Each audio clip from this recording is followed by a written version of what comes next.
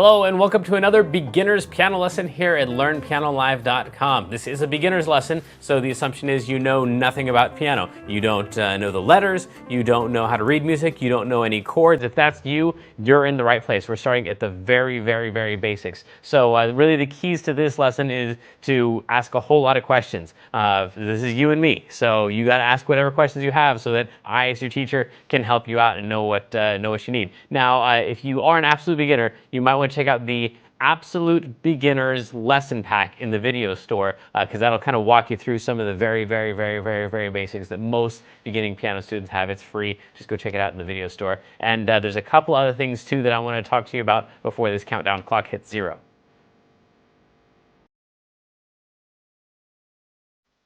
All right, first and most important, ask a lot of questions. The way that you're going to do that is there's a couple different ways. You can jump in the chat room and talk with the other students who are logged in at the same time. I'll be watching the chat room too. You ask your questions there, or if it's a question that's just for me, a question about the lesson, especially if you know it's one that's going to fit best at the question and answer time at the end, then you can just put your name and your question in the box below this video, click submit, and then I will get that. Now, if you're already in the archives, if you're watching this not live, but you're watching this in the archives, then make sure at the end of the lesson you click on the survey button. You don't have to fill out the entire survey. If you want to, I mean, I'd love your feedback, but really the best part of that is that you can put your question in there, and then we click submit. Then I will get all of your questions. I'll make sure that you get them answered, whether you're in the archives or you're live. Right next to this video, there should be a PDF button and an MP3 button. Now, you don't really need those till after the lesson because I'm going to be showing you on screen the PDF and showing you how to use it. And I'll play the MP3 during the lesson too, so you know at the end of the lesson how you're going to use that. Some people, though, like to print out the PDF ahead of time, so as I'm making notes on my version, they can make the same notes on their version, but it works either way. All right, this is perhaps the most important part. You need to leave the lesson when you feel like you're sufficiently challenged. So, I'm teaching these lessons, 12 to 15 lessons a month. Normally, in traditional lessons, you're getting like a lesson every other week or so. So this is just way too much for you to take in. So, the goal is for you to get some little nugget of something that you can really practice on, really work on. Once you feel like you have that, then you really don't need anything else from me. Go practice. That's where this stuff is really going to happen. You're not going to get through this lesson and be able to play something really well. You're going to get through this lesson and have the information that you need to practice more effectively. That's really the goal here. So don't feel bad about taking off early. If you feel like halfway through the lesson you got as much as you can take in at that time, then go practice that thing, and then come back whenever you've got that thing down, or you're bored with it, or you just want to check out the next topic. Don't forget also that you've got the archives too. So if you want to see one little thing, just repeat it over and over and over. Just give me, hopefully within 24 hours after the lesson, this thing will be up in the archives, so you can just go back and watch it over and over and over and over and just get that little segment down. All right, today we're doing everybody's favorite topic. Out of the 8 sectors of musicianship, the one that everybody always likes the most is application. That's where you finally actually get to play a song. So if you've been here for the last couple weeks, you'll notice a lot of the same concepts popping up today, because we're going to take those concepts, we're going to apply them to a very specific song. If you haven't been here, don't worry about it. I'll show you how to play all of our little concepts. So hopefully at the end of today's lesson, you'll have all the tools to practice an actual real song that you can play for your friends and impress them. Let's go.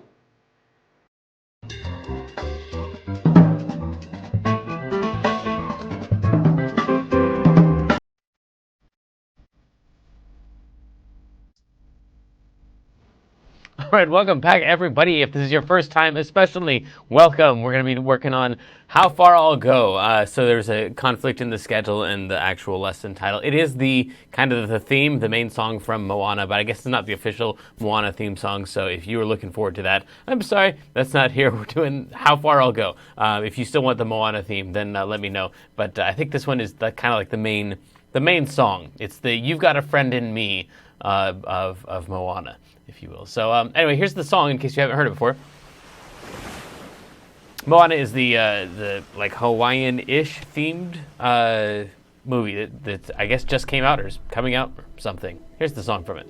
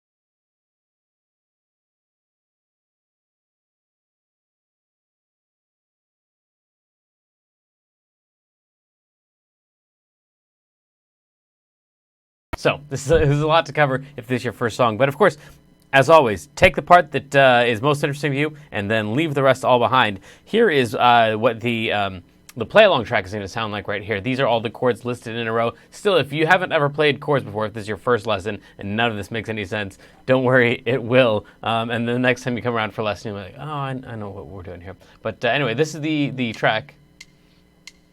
So it starts with an E, and it goes to an F sharp minor, which I will explain all of that in just a minute.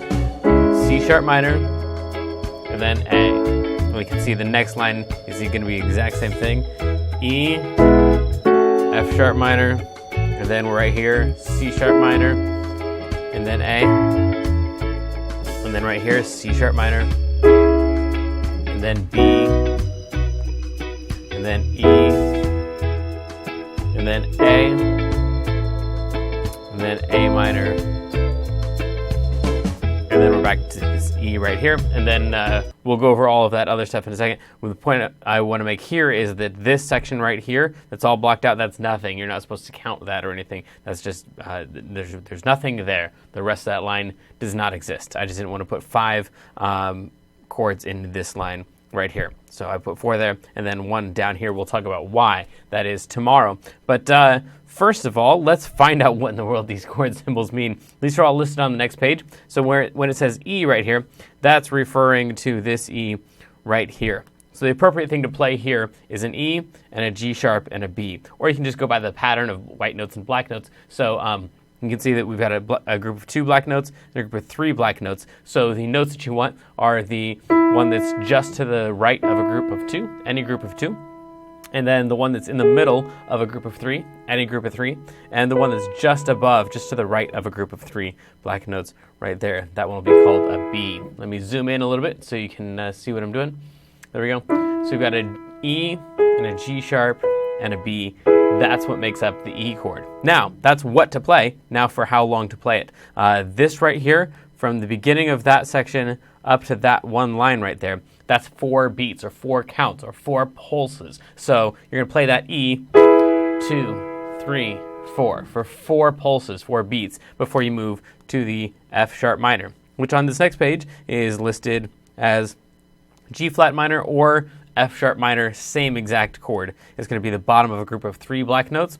The one just to the right of the middle black note in a group of 3 black notes, and then the bottom of a group of 2 black notes. So that G flat, B double flat, or an A, and then the D flat right there, those 3 notes together are going to be the F sharp minor chord. So that's the second thing that you would play, and you play that from that bar to that bar right there. That is 4 pulses as well. So we start with an E chord for 4 pulses, 1, 2, 3, 4, and then we move to F sharp minor, 2, 3, 4.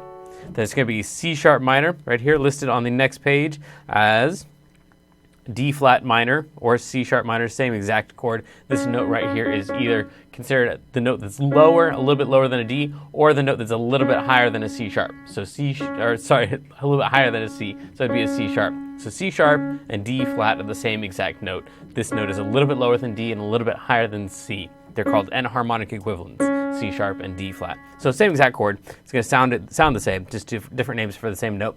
And we've got that one, and that one, and that one. And that's your C sharp minor or your D flat minor. And while you're playing all of these chords, if you want to take the next step, you could play the name of the chord in your left hand. So while you're playing this first chord, for example, right there, while you're playing that E, you could play down here just a single E by itself, not the entire chord. Just play the E chord up here, and then play that one note right there. And then same thing for the F sharp minor. You play the F sharp minor chord right there, and then down here, you just play a single lone F sharp. C sharp minor. Down here, you play a lone C sharp. Now, my fingering is all jacked up here. I would not ever play it like that in real life. I'm just doing that so my fingers are out of the way, so you can see what the notes are supposed to be. I would play it like that. So all my fingers in, pinky, thumb, and middle finger for those notes.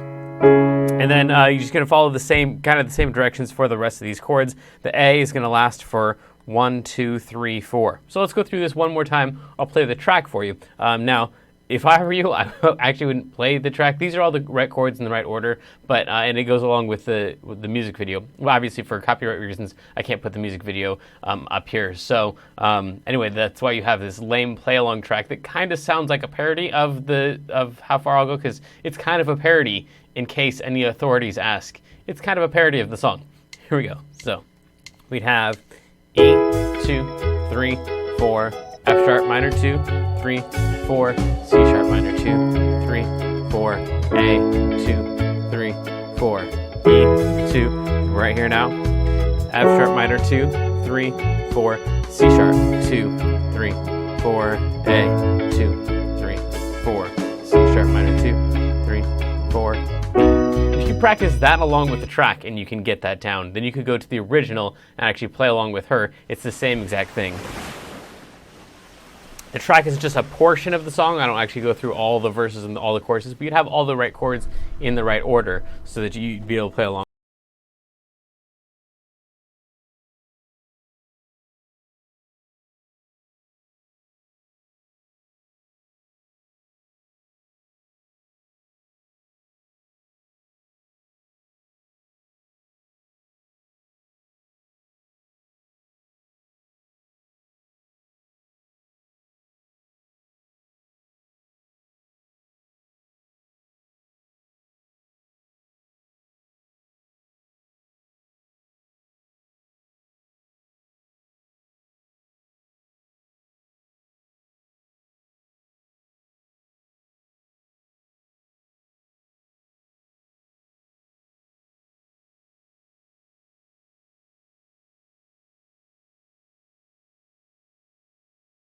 This one right here, you should probably play this one as an A minor. I think I'm going to change that for the intermediate and the advanced ones. Just that one chord right there should be an A minor instead of an A. So we have an A minor twice in a row. So this A minor right here is the same exact chord as that one. So you'll have that twice in a row. So anyway, that's going to be all the chords for the track. And once you can play that along with the track track clicks in. Here we go. 1, 2, 3, 4, and bam, you're in. Then you're ready to play those chords along with her, and you'll have all these chords down here. Now, in reality, there's only, man, this sounds like a big chord if you're new to piano, but like 24 chords total for all the songs that we're gonna play. There's an additional like extra 24 that are really, really, really rarely used. Like we haven't used one in weeks or months, a single one of them. So 24 pretty much covers all of the chords, all the major and minor chords that you'll need for any song from here until forever. So that's the good news. And once you get done with this, you've already learned 10 of them. So you're like almost halfway through knowing all of the chords you'll need to know from here until forever, which also means if this song takes you a long time to learn some of it, that's perfectly okay because you're doing a lot of work here, learning a lot of chords. If, however, you want to play the part that she's singing and not the backup part to it, like the karaoke version, because this doesn't really sound like the song unless you or someone else was bum dum dum dum dum dum dum. Now it's starting to sound like the song because you have someone singing. I don't know what the words are, but someone singing the actual parts to it, the melody. So these are the melody parts in case you want to play that part along with her. It's in the key of E. If you're in Kloppel Academy level, I believe it's level 3 where we start playing in the key of E. It might be level 2 where you start doing some 5-finger patterns in the key of E. Here are all the correct notes for it. That's a 1, that's a 2, that's a 3, that's a 4, that's a 5, that's a 6, that's a 7, and then it starts back over at 1. So let me show you what that looks like. You start on an E, it's that one, that's number 1, 2, 3, 4, 5, 6, 7, and then it starts back over again at 1, and you just follow the exact same pattern, 2, 3, 4, 5, 6, 7, and then back to 1 again. Now, this one doesn't use a huge range of notes, so you're not going to need very many of those repeated over and over, probably just 2 of them. The very first thing, though, is a 1 and a 5, and on our sheet here, it says that that's a 1 and that's a 5. However, if you listen to it, bum, bum, bum, bum, bum, it sounds like at the beginning of it, she goes down after the first note. Bum, bum. That's because at the beginning of it, she goes down after the first note. So you're going to go from 1, instead of to 5, you're going to go down to 5.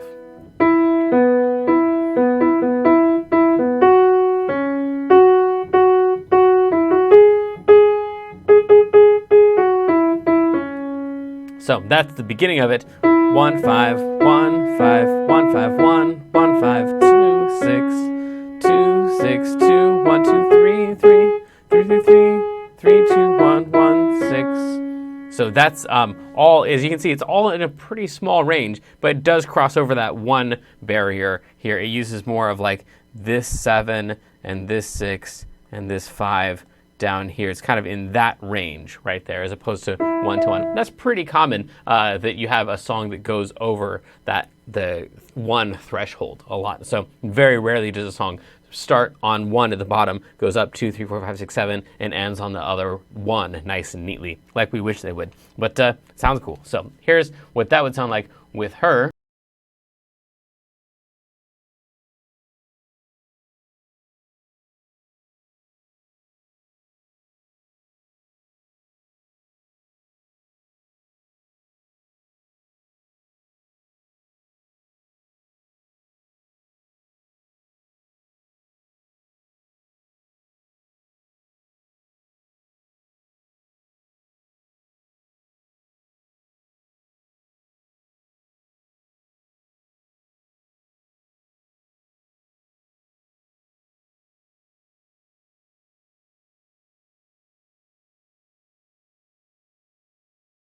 And that is the one note that I need to show you right there.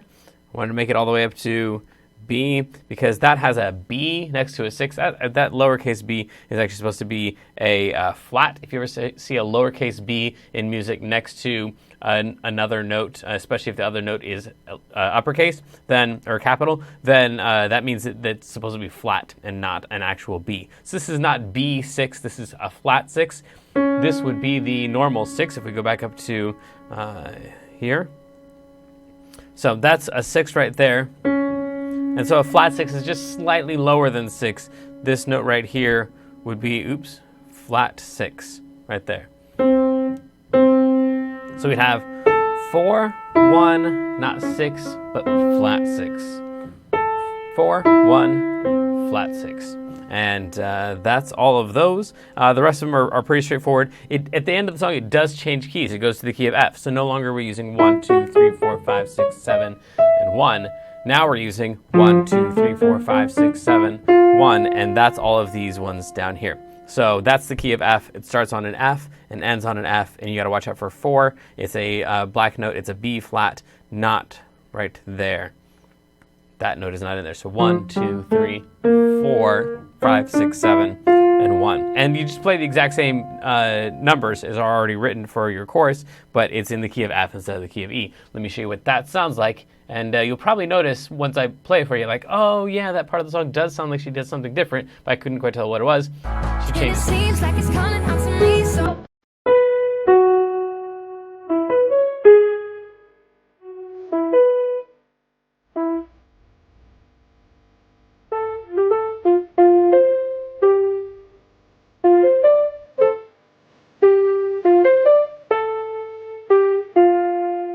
So that part right there, you can hear, that's our new 1. That F is number 1. So it doesn't change, like I said, it doesn't change any of the numbers for the chorus, but it does change.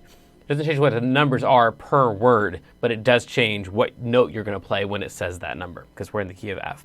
And then here is just pretty much the same thing as the page 1, except instead of having to count all of the beats and stuff and go along with the track and count 1, 2, 3, 4, which eventually you want to be able to do. So do practice it that way. But this is kind of the really shorthand version. I just put the name of the chord on top of the word that it goes with. So you play an E.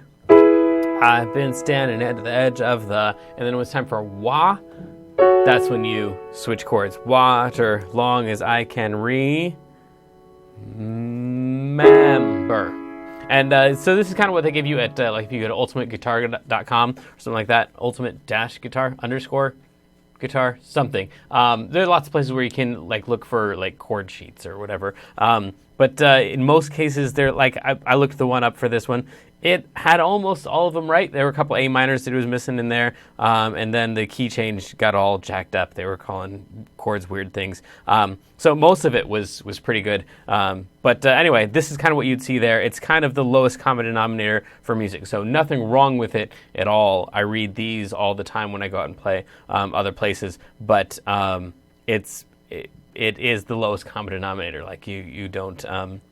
It doesn't really give you very much information as a high-level player about what you're doing. How long is it going to be? Is it, I've been like, I've never heard the song before. I don't know. You give me this sheet and you say, all right, let's play this thing. And I go, I've been standing at the edge of the water. And they're like, oh, wait, hang on. You just sang water. And I thought you were going through your words really slowly. I wasn't ready for that F sharp. Or the opposite, where I'm going to, I've been standing at the edge of the water. Oh, I thought you were going to get to the F sharp sooner. So it doesn't give you very much information about when you're supposed to do what it is that you're asking, it's asking you to do. Whereas this thing right here, like, this is pretty clear. You're going to play an E for 4 beats. So it doesn't matter what they're singing. You can let the vocalist go and off and do whatever they want. They're going to count it off 1, 2, 3, 4, 1, 2, 3, 4, 1, 2, 3, 4. And I don't have to ever have heard this song before. You can just lay this in front of me, and I'm going to play these chords here, and it's going to sound good with whatever the rest of the band is doing, and whatever the vocalists are doing, because I'm playing the right chords for the right amount of time.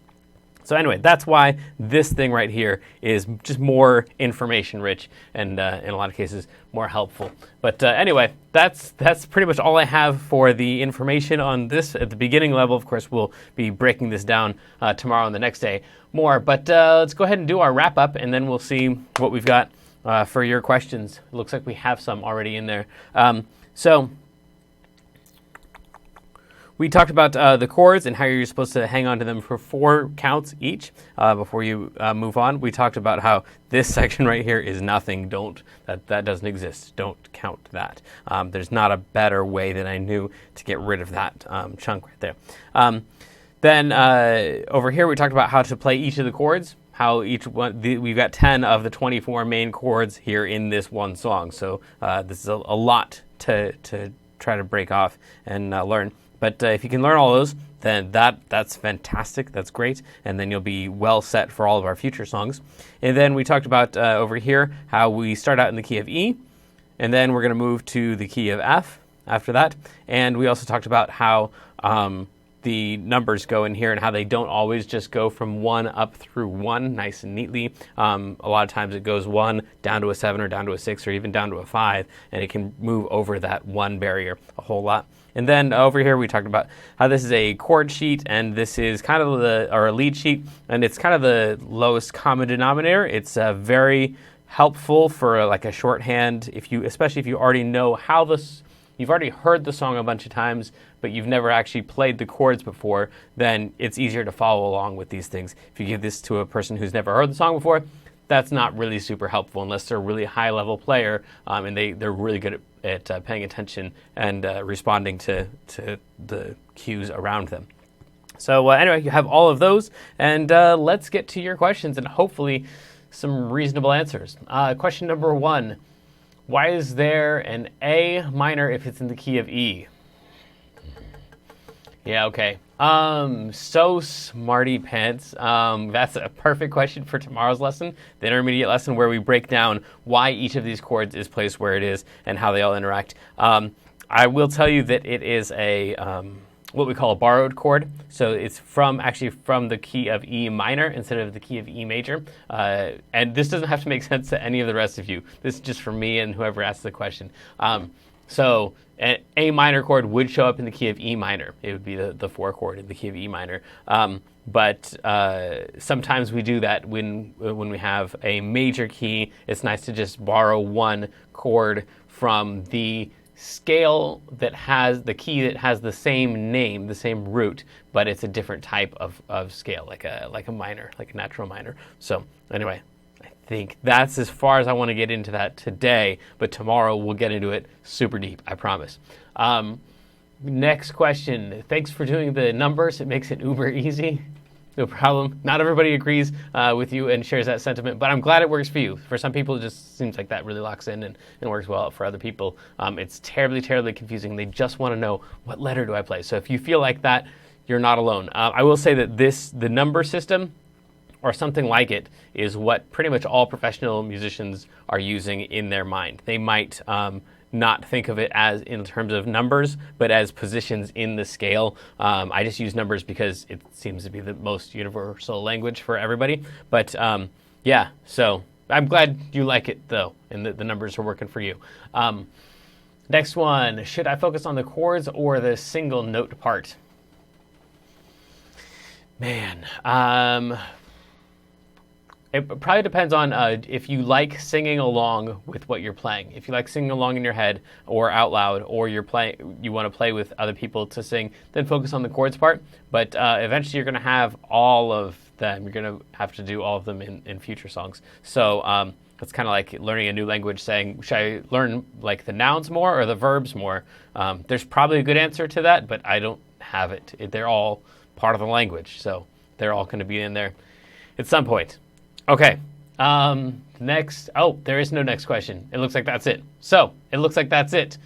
Tomorrow we'll be breaking this song down more, and then next week we're doing improvising like a boss, making up songs on the fly, and it's going to be a lot of fun. That's actually one of my favorite topics. So, join us tomorrow for the breakdown of this song, or next week for improvising, or check the schedule and find something that you like, and then show up for that one. Do Clapple Academy if you're not already signed up for that. I highly recommend you do that if you're a more step-by-step kind of person. And I'll stop talking now. To all of you, go practice. Good luck. Have fun.